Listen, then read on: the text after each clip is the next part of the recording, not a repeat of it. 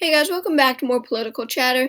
In this video, we will be talking about the 2024 presidential election in a scenario where Ron DeSantis defeats Donald Trump in the Republican primary and becomes the Republican candidate for president in 2024, of course. And Joe Biden, as expected, wins his primary for a second term. So, Donald Trump announced his candidacy, a little bit ago, a few days ago, maybe a week or so. And so he's surely a candidate. And a lot of speculation has arose over the candidacy of Ron DeSantis, the potential candidacy of Ron DeSantis. DeSantis is the governor of Florida. Now, as you may have heard, Donald Trump was heavily criticized by his party and many members of his party for costing the Republicans the midterms in 2022. Costing them the Pennsylvania Senate race, costing them the Arizona Senate race, Nevada Senate race, and the election hasn't happened yet, but most are expecting the Trump-endorsed Herschel Walker to lose in Georgia. So, they're going to say that when Walker loses in Georgia as well. So a lot of people have been very critical of Donald Trump because of his endorsed candidates, because of the poor quality of his endorsed candidates in 2022. It should have been a red wave year. Looking at history of the United States, looking at Biden's low approval rating, looking at inflation, it should have been a red wave. But a lot of people are saying, you know what? Trump-endorsed candidates did very poorly. We need to move on. And a lot of those people are going to Governor Ron DeSantis because while all these Trump-endorsed candidates lost across the country, in the state of Florida, Ron DeSantis won re-election by 19%. 19%. That is a safe margin. That is absolutely astonishing. So, he's seen as someone who's electorally strong that could, bring back the electability of Republicans. And a lot of people are saying, he would be a good presidential candidate to run against Biden. So let's get started with this election prediction. Joe Biden would win California, Washington, Hawaii, Maryland, Delaware, D.C., New York, Rhode Island, Massachusetts, Vermont, Maine's first, Illinois, Oregon would probably go to Biden by a safe margin. And then safe states for Ron DeSantis: Utah, Wyoming, Idaho, Montana. Montana was likely in 2020. That's going to go back to safe. Same with Kansas, Oklahoma, Nebraska at large. Nebraska's first, Nebraska's third. South Dakota, North Dakota, Louisiana, Arkansas, Missouri. And DeSantis is so electorally strong that I'm going to put Alaska in the safe margin. I think that it could shift 5 points to the right. Indiana would stay safe even without Pence on the ticket. Kentucky, Tennessee, Mississippi, Alabama, West Virginia. So these are, and you know what? I'm just going to do it. I think, look, here's the deal. Florida could go safe for DeSantis in a presidential election because it went safe for him on the gubernatorial level. However, we have to remember that voters are a lot less partisan in governor elections than they are president elections or Senate elections. However, Marco Rubio also won by a safe. Here, let me just check real quick. Marco Rubio won by 16%, so it did go to him by safe. So I'm going to make Florida safe, honestly. I really am. I'm going to put it safe, which is astonishing and crazy to think about. But looking at Marco Rubio's performance, there are a lot of Republicans in the state of Florida. And, even when voters are very partisan on the Senate level, they still vote for Marco Rubio by a safe margin. And they voted for Ron DeSantis by an even larger margin. So with DeSantis, of course, being the governor of Florida, I think that for the first time in who knows how long, Florida will be safe. Going to South Carolina, I see this as a state that's going to probably shift 5 points to the right. I really do think it will, in favor of Ron DeSantis, so that becomes safe. And that is it. So that puts Joe Biden at 160, DeSantis at 155. Now on to likely Biden states. Connecticut, New Jersey, pretty close to being likely. However, I do think that DeSantis is a better candidate than Trump. So those would definitely be likely. I see those shifting, 4 or 5 points to the right. And then Maine at large will be likely. Not much to talk about there. It is Maine, of course. Going to the state of Colorado, it has become much more of a Democratic state. Jared Polis won by a safe margin. Michael Bennet won by almost a safe margin. Bennet won by 14%, like 14.8 or something. It was right on there. So I think that this one is going to stay likely for the Democrats, even with DeSantis being a good candidate, but it definitely has shifted blue a lot lately. New Mexico is tough, but it would stay with Biden by a likely margin. It was somewhat close on the gubernatorial level this year, but the Republican was really strong, and voters are a lot more partisan on the presidential level. So I think it would stay likely.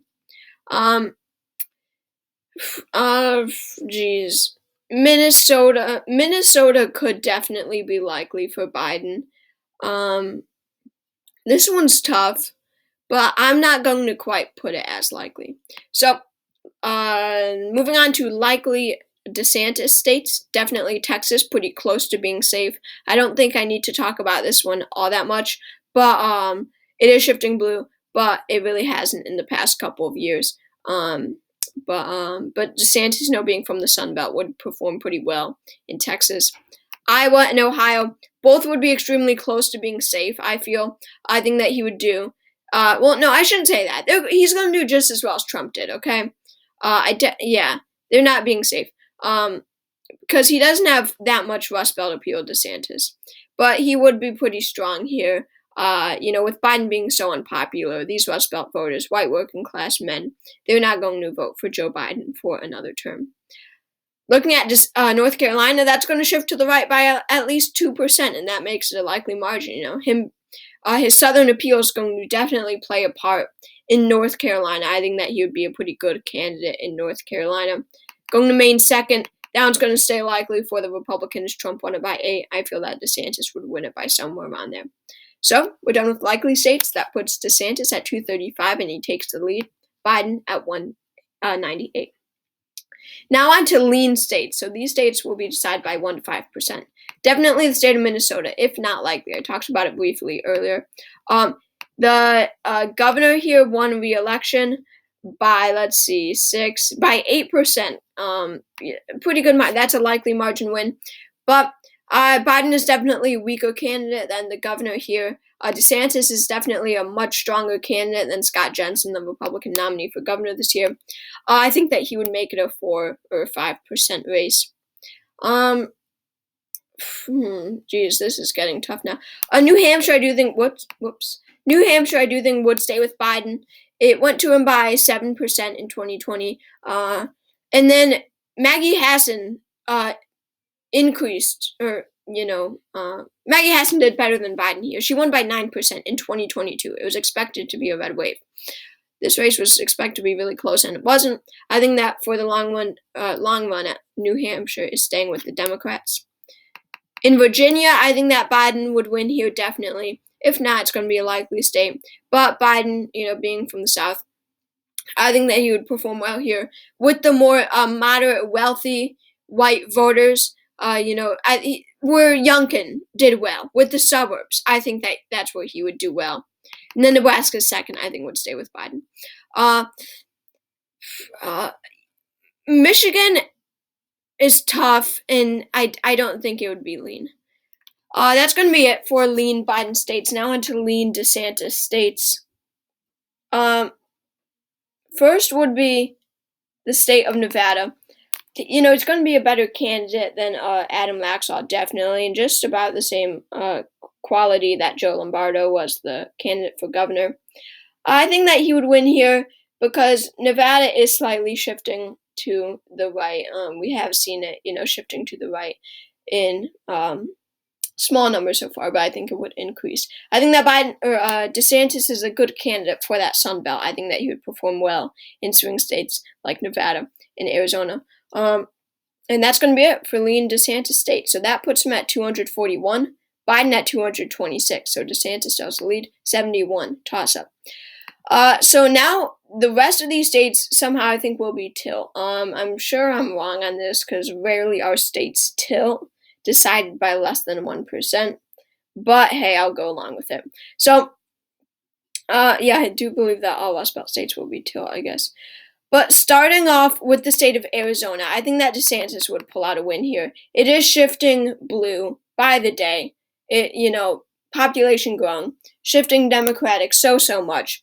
And Biden isn't necessarily a good candidate here. I mean, the Senate candidate Mark Kelly was this year. But it's that DeSantis is a better candidate than Trump was. He's not making these offensive remarks about John McCain. He's not as extreme as Donald Trump. He is going to come across as more of a traditional conservative, not so much a Trumpian Republican. He's not going to be a Trump-backed figure, especially if he defeats him in a primary.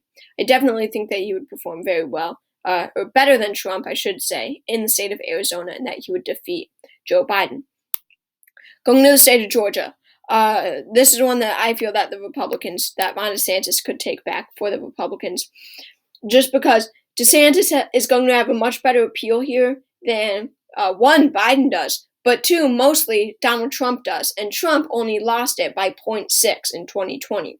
I think that he would definitely do much better than 0.6 than Trump here in Georgia. It's definitely not going to be a lean margin, but I think that with his Southern appeal, he would definitely expand on those Trump votes, get a lot of the more Brian Kemp voters, to come out and turn out and to turn out for him. So he only needs 2 more states for victory. Wisconsin, Michigan, Pennsylvania still toss up. All 3, I believe, will be tilt. Michigan, I definitely think would go with Biden. If not tilt, it's going to be lean. I think that Trump's victory in Michigan was honestly a fluke. People will say that about elections, and it's so annoying. But I have to agree with them on the state of Michigan. I think that the chances of that happening were like 1 in 100. That was extremely unlikely for Trump to win in Michigan, and I do believe that it was a fluke. Biden won it by 3% in 2020. I'm not saying it's totally possible, or of course it's totally possible for DeSantis to win it. However, I don't think that he is going to do as well in the Rust Belt as other areas. I talked about how he'll do well in North Carolina and Georgia because he's from the South. Nevada, Arizona, because he'll connect more so than Biden with Hispanic voters. The Rust Belt, not so much. Trump will have slightly better appeal with the white working class voters in the Rust Belt. That doesn't mean that Trump will do better than DeSantis overall in the Rust Belt, but with the white working class voters, I think that he might have somewhat of an edge than Ron DeSantis. Going to Wisconsin, I think that this is a DeSantis state. I think that he would be able to carry this because there are a lot of conservative voters, okay? We have to remember that. And, the Senate elections, which are very partisan, they voted for Ron Johnson for another term. On the gubernatorial level, they're less partisan. That's why they voted for the Democrat.